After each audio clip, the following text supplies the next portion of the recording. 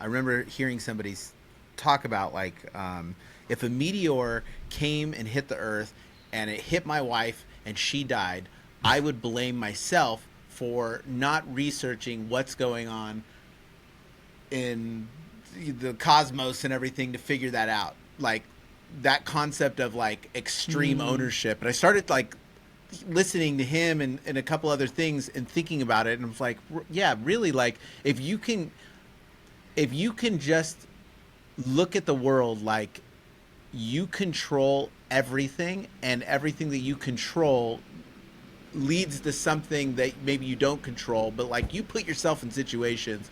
If you're next to some, crackhead with a knife, he might stab you. So don't stand next to the crackhead with a knife. Don't frequent places that have crackheads with knives. Right.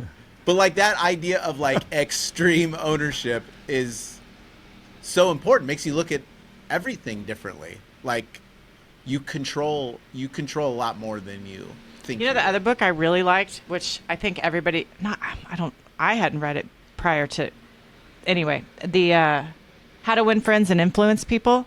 Dude, that's so basic, but it is so genius. So basic. Yeah. That changed too. Dale. That was a big help. Yeah. What are you guys reading right now? David Perceived He Was King. Oh, okay. Yeah, you like it? Really good on the life and time.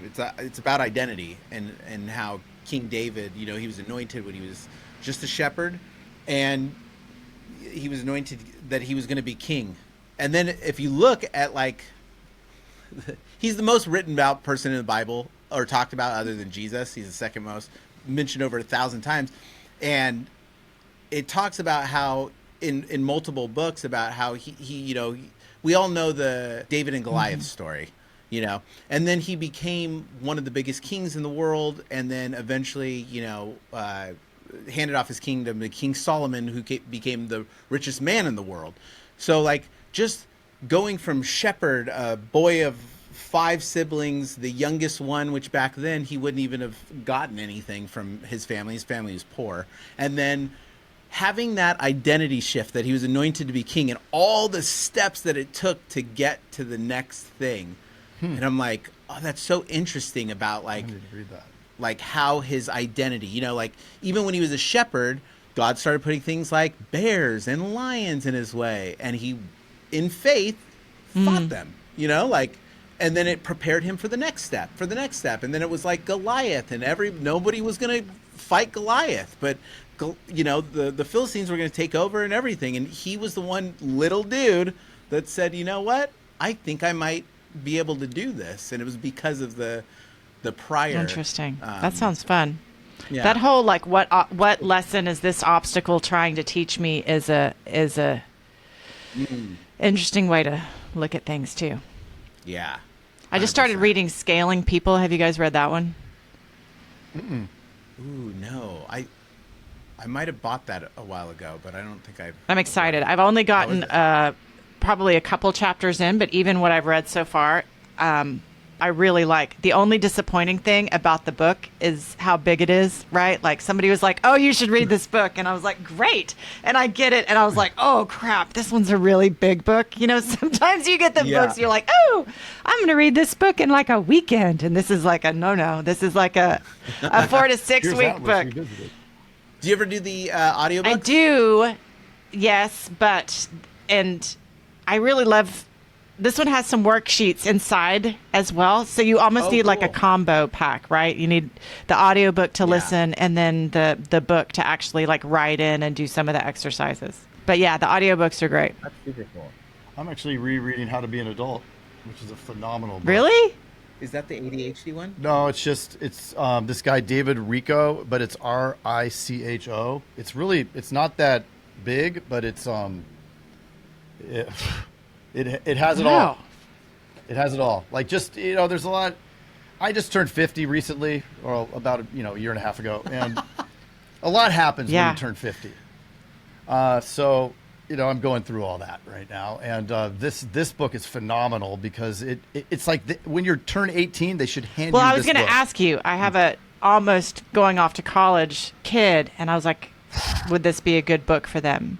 Okay. Yes. I mean, it would be a good book for any Oh, human. okay. Interesting. Yeah, I mean, it just is. It's. I mean, I can't even. It just all the things. It has all the Be things. an It's a good adult. title too. Yeah, and he has another book, How to Be an Adult in Relationships, which is a whole nother level. but talk about extreme ownership. I mean, it does come down to accepting responsibility for everything that happens to you, basically, right? Yeah. I mean, because it's so easy to point the finger at everything else, and especially agents, right? And I know I've been on both sides of the equation where I've blamed everything and the current state of my agency on everybody else, when at the end of the day, I mean, Yeah. it's my agency. Yeah, it's me. Right? It's because of me. You know, if I can leave, like I'm in San Diego for 6. This is the last month of a 6 month stay in San Diego. I've worked not too much on the agency per se, right? But I check in and I work with my ops manager. But I couldn't have done that 10 years ago. You know, I couldn't have done that 5 years ago because it wasn't in the place that it was. And until I accepted responsibility for everything, you know, it's not so-and-so's fault. I hired so-and-so. So it's Right. my fault, right? And I need to change the system in which people can become members of the team so that this doesn't Yeah. happen. You know, I didn't tell her to do this or tell him to do that, but the filters weren't good enough to prevent Right. that from happening. Yeah, you're like, right? so this keeps happening. This error keeps being made, and that's initially it's like, Right. oh, that's something's wrong in my process. It's systemic, right? And I'm the system. Yeah. So 100%. yeah,